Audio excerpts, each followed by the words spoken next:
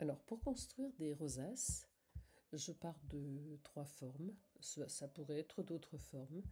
J'ai établi un réseau de cercles, je crois, 16 cercles, voilà, avec l'outil, avec la fonction tourner les copies. J'ai rajouté 2 cercles. Je sélectionne l'ensemble de ces formes et je m'en vais demander des constructions, une construction de forme pour fabriquer les rosaces. Je ne travaille qu'avec des surfaces fermées, qu'avec des formes fermées. Et dans l'outil construction de surface, on voit quand je circule que chaque surface prend une couleur bleue parce que j'ai l'outil assemblage de surfaces, constructeur de formes, ajouter des surfaces entre elles. Et si j'utilise l'autre, j'ai l'outil rouge qui supprime des formes. On va par exemple supprimer le centre que je ne veux pas réaliser dans cette rosace. Et maintenant, je vais prendre l'assembleur de formes. Pour assembler les formes, je reste cliquer. Je travaille à la souris. Je clique sur le bouton gauche et pendant tout mon travail, je ne lâche pas la souris, le bouton gauche. Et je peux ainsi, petit à petit, assembler des formes entre elles. Voilà. Je repars. Je peux m'arrêter en cours de travail et reprendre en repartant du dernier. Et je continue. Hop. L'avantage de repartir du dernier, c'est que si je fais une erreur comme ici, CTRL Z me permet de repartir en arrière et de travailler correctement. Donc j'ai intérêt à ne pas assembler trop de surface d'un coup parce que les retours arrière deviennent douloureux. Imaginons que je veux erreur. CTRL Z.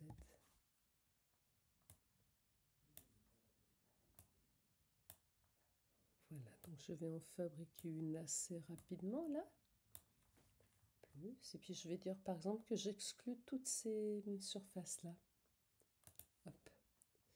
Tout ça, hop, je n'en veux pas sur le final. On voit déjà que des contours ont disparu. Voilà. C'est un outil extrêmement précis. Alors je le montre là avec une rosace, mais ça peut servir dans toute une série d'autres situations, sur des dessins très réalistes. Et très franchement, ça permet vraiment d'aller très très vite dans le travail. Alors là, qu'est-ce que j'ai fait? J'ai fait ça. Ok. Et puis imaginons que ensuite, voilà, je veux c'est... Ah oui, là j'avais supprimé le centre, donc voilà. Et je continue.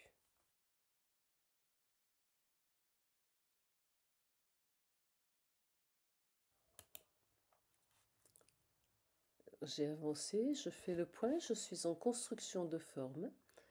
Je vois que j'ai déjà assemblé pas mal de surfaces. Il m'en reste ici et je ne veux pas les broder. Donc je les supprime. Hop, hop, hop, hop, hop.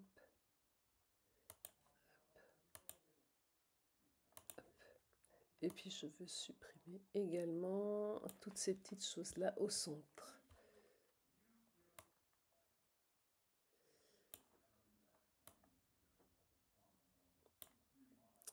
Et je me demande, on verra, mais s'il est pertinent de garder ces petites formes-là. Ça, on le verra ensuite. Je voulais également attirer votre attention sur des détails infimes, mais voilà, ici je vois par exemple une toute petite zone, hop, qui devrait faire partie de ça. Une toute petite zone.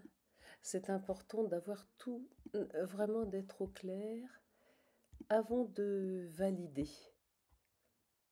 Donc on fait toutes les corrections utiles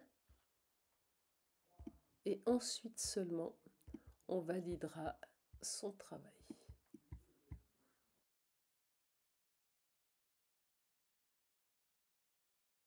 On examine son dessin et on valide son travail.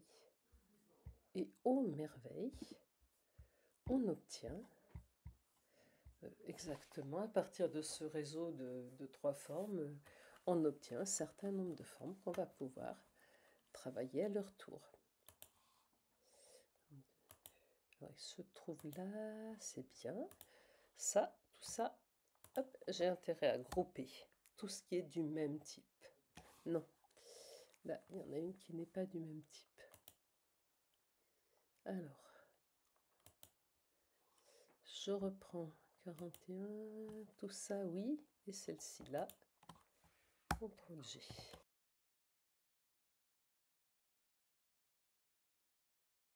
Donc, je les traite par lot.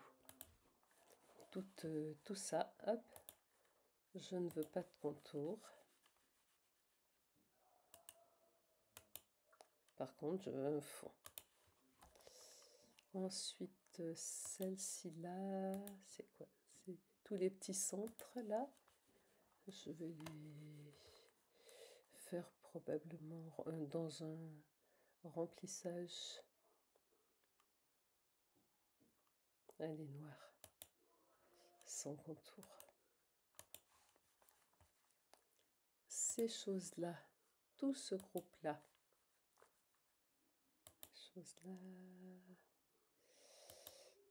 comment les ferais-je bien? Je ferais bien un remplissage circulaire. Et je vais faire ça avec un fond rouge et pas de contour.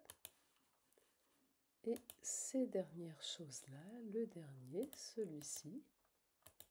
Allez, je vais m'essayer à des colonnes satin. Donc je ne fais pas de surface, je fais seulement un contour. Un contour. Alors de quelle couleur mes colonnes satin? Mettons-les vertes. Définir un contour. Ok, c'est tout. Par contre, si je veux en faire des colonnes satin, il faut très vite que j'aille retravailler chacun de mes traits. Alors, je vais faire des colonnes qui partent comme ça. Je vais avoir besoin de mettre des traverses et je vais ouvrir ici. Donc, ouvrir une colonne satin, c'est 2 traverses. Donc, je montre comment je fais la première. Hop, j'ouvre. Et j'ouvre encore. Voilà. Et entre les rails, je mets des traverses pour orienter les points.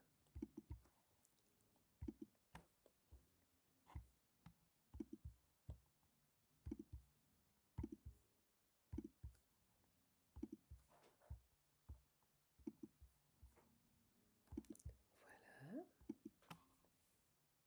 Je vais aller en paramétrer une tout de suite.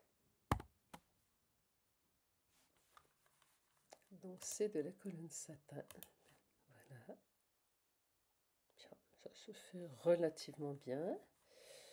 Par contre, les points sont probablement très longs. Alors ici, comme les points sont plus serrés, j'ai le décalage des points courts. Et je voudrais une longueur maximale de points de 6 mm. 6 mm, c'est pas mal. Et je préférerais un découpage aléatoire pour faire comme un faux tatami. Voilà. Pour la première, c'est parfait.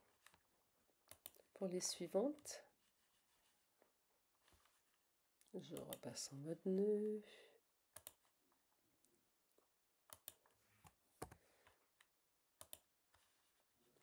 J'ouvre. Je supprime le nœud central, ce sera plus rapide. ça revient à peu près au même. Voilà, je mets mes traverses, sinon je ne fais pas du bon travail.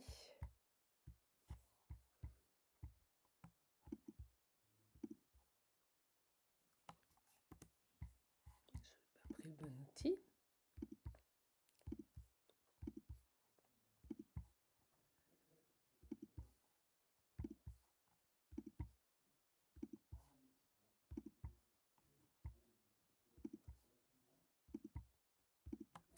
Voilà, je continue. Et puis, bon, je continue, mais je peux le faire entre deux seulement. Donc, je vous montre sur les deux là. Je sélectionne la première que j'ai déjà paramétrée, puis la deuxième, et je demande à dupliquer le paramétrage, ce qui m'évite de tout re-raconter. Voilà. CTRL, SHIFT.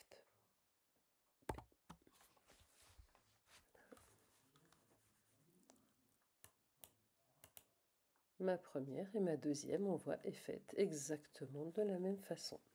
Et je vais continuer ainsi. Je voudrais faire, pour ces parties-là, sur le groupe 57, je voudrais faire des remplissages circulaires et avec une cible au centre, en plein centre. Donc je m'en vais paramétrer tous les chemins d'un coup, c'est aussi une méthode. Sur le remplissage circulaire, je ne mets pas de sous-couche. Je fais un remplissage circulaire, j'enlève le chemin de dessous, longueur de 5, ok. J'aime bien qu'au niveau du centre, c'est-à-dire l'espacement final, on soit relativement pas trop serré. Le centre, hop. Alors, voilà. Premier, c'est le centre. Voilà. Et je vais déplacer hop, ce centre-là ici, pour tout le monde. Donc pour ces 4 chemins, je demande à rajouter une commande centrale, une cible.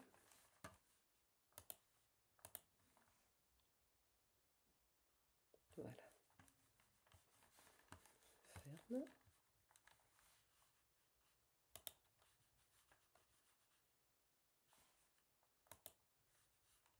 Donc on va prendre cible après cible.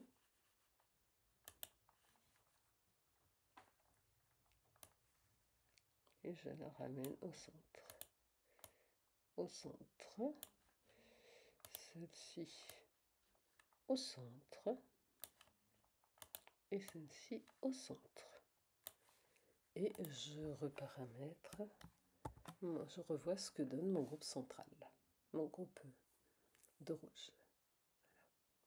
Là, j'ai exactement ce que je voulais, à savoir un centre relativement léger. Le vrai centre serait par là et on ne le voit pas, le centre de chaque remplissage circulaire. Voilà, donc j'ai paramétré ça, ça. Je vais faire des contours pour les formes orange. Voilà, c'est-à-dire pour ces 4 là, on va faire un truc tout simple. Un remplissage selon contour, toujours sans sous-couche, parce que quand je contourne comme ça, elle ne s'impose pas, et puis je fais des choses très légères. Et à point 4, voilà.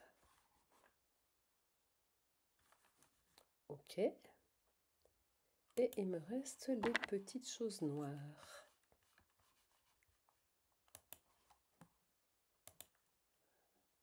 Qui pour l'instant sont des surfaces. Petites choses noires, les voilà. Qu'est-ce que j'ai intérêt à leur faire?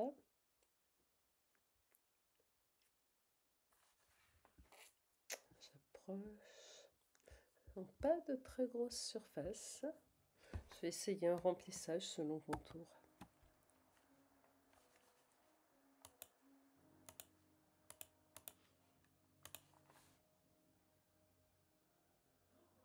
Oui. C'est pas fantastique, mais un circulaire, ça va donner quoi? Oui, c'est pas très lisible.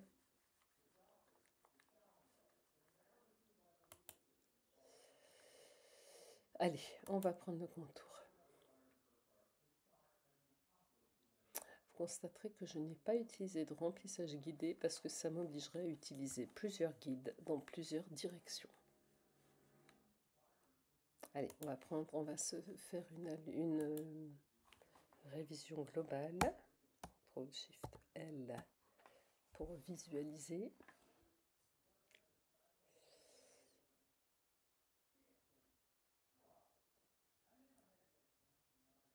Voilà. Je mets peut-être les points visibles. Ça peut donner des choses pas mal. J'aurais pu. On peut toujours faire beaucoup mieux. Allez sur fond noir pour voir si c'est plus lisible.